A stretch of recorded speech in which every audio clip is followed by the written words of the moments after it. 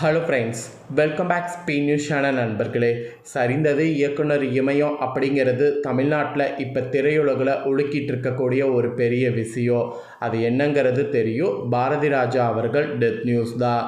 தமிழ் சினிமாவுடைய நிறத்தையும் குணத்தையும் மாற்றியவர் பாரதி ராஜா என்று சொன்னால் அது மிகையாகாத உண்மை. அதோடு சுகாசினி நடிகர் இருக்காங்கள்ல, அவங்க உருக்கமாக ஒரு சில விஷயங்களை பதிவிட்டிருக்காங்க. அதை தான் இந்த வீடியோவில் பார்க்க போகிறோம். அதோடு இன்னும் நிறைய அப்டேட்டான நியூஸையும் பார்க்க போகிறோம். வாங்க பார்க்கலாம். தமிழ் சினிமாவில் மூத்த இயக்குனராக 84 வயதை கடந்த இயக்குனர் பாரதி ராஜா உடல்நலக்குறைவு காரணமாக சென்னை நீலாங்கரை வீட்டிலிருந்து சிகிச்சை பெற்று வந்த நிலையில் சிகிச்சை பலனின்றி அவர் நேற்று காலை மரணமடைந்தார். 1977ஆம் ஆண்டு வெளியான 16 வயது நிலை என்ற படத்தின் மூலம் இயக்குனராக அறிமுகமான பாரதி ராஜா ஸ்டூடியோவுக்குள் முடங்கி கிடந்த தமிழ் சினிமாவை வெளியுலகிற்கு கொண்டு வந்த பெருமைக்கு சொந்தக்காரர் என்று சொல்லலாம். பல வெற்றி படங்களை கொடுத்துள்ள இவர் ராதிகா, ராதா, கார்த்திக் உள்ளிட்ட பல முன்னணி நடிகர்கள் பலரையும் அறிமுகம் செய்துள்ளார். சிவாஜி நடிப்பில் இயக்கிய முதல் மரியாதை திரைப்படம் இன்றைக்கும் தமிழ் சினிமாவில் ஒரு அடையாளமாக நிலைத்திருக்கிறது என்றால் அது இவருக்கு கிடைத்த ஒரு மிகப்பெரிய பெருமை என்று சொல்லலாம்.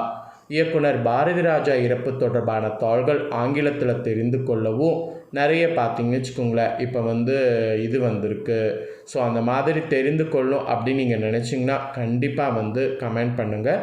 அதுவும் உங்களுக்கு நான் ஷேர் பண்ணுறேன்.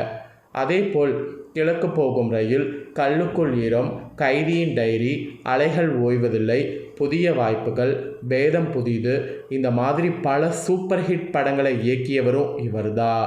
கடைசியாக மீண்டும் ஒரு மரியாதை என்ற படத்தை இயக்கி ஹீரோவாகவும் நடித்தார்.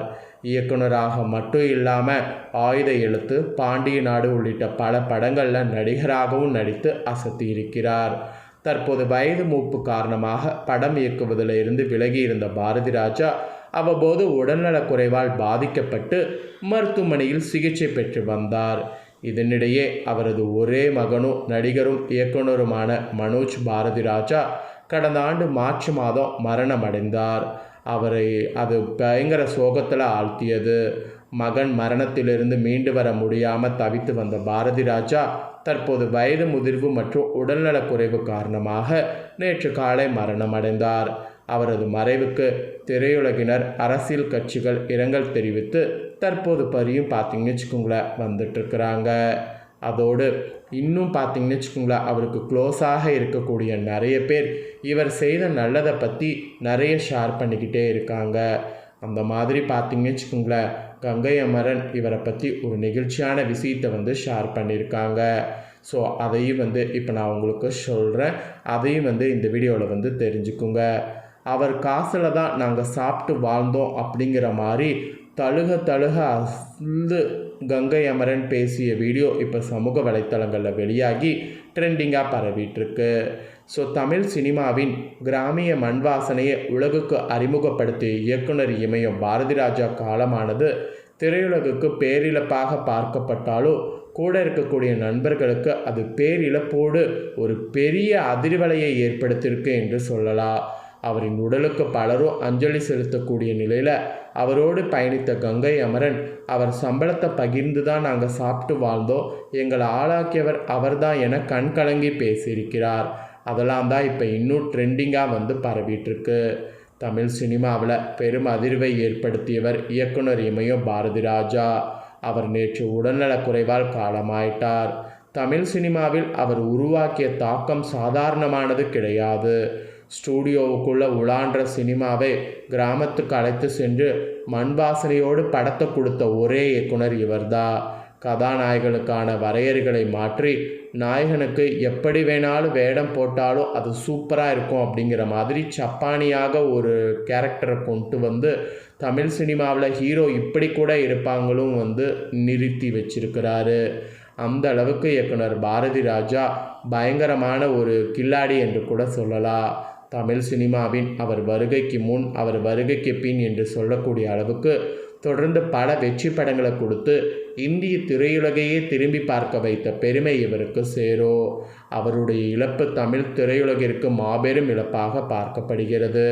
அதனால தான் பாரதி ராஜா உடலுக்கு திரையுலகினர், அரசியல் தலைவர்கள் என பலரும் நேரில் அஞ்சலி செலுத்தி வரக்கூடிய நிலையில் அவருடைய நண்பரும் ஒன்றாக சேர்ந்து பயணப்பட்டவருமான கங்கை அமரன் செய்தியாளர்களிடம் ரொம்ப வருத்தமாக பேசியிருக்கிறார்.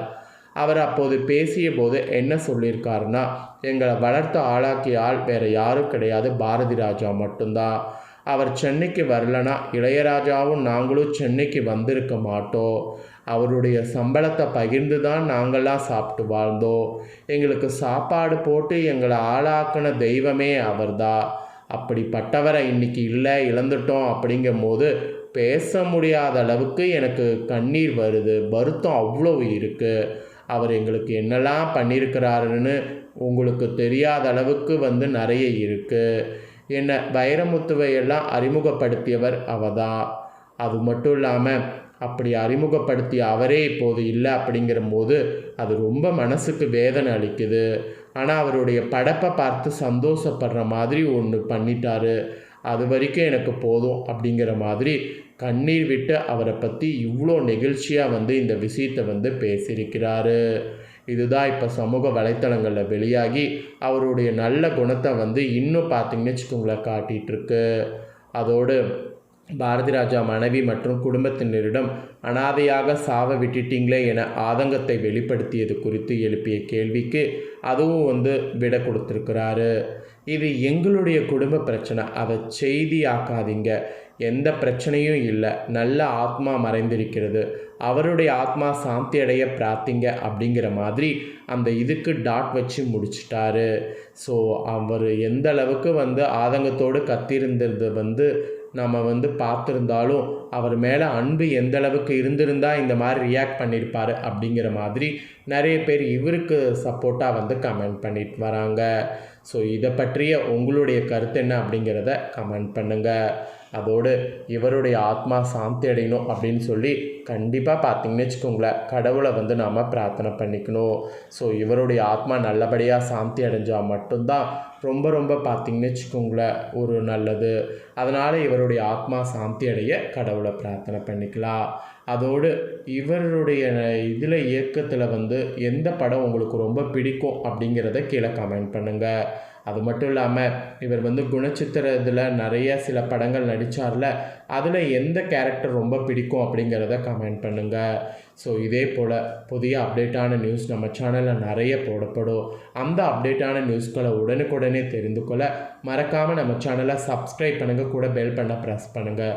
ஃபஸ்ட் டைம் பார்க்குறவங்க நீங்கள் அதை பண்ணிட்டீங்கன்னா இனி நான் போகிற மற்ற அப்டேட்டான எல்லா வீடியோஸும் உடனுக்குடனே தெரிஞ்சு கொள்ளலாம். ஸோ மறக்காமல் பண்ணுங்கள். நெக்ஸ்ட்டு சுவாரஸ்யமாக வேறொரு புதிய அப்டேட்டான தகவலோடு மீண்டும் இன்னொரு வீடியோவில் உங்களை சந்திக்கிறேன். சப்ஸ்கிரைப் பண்ணி சப்போர்ட் பண்ணுங்கள். நன்றி, வணக்கம்.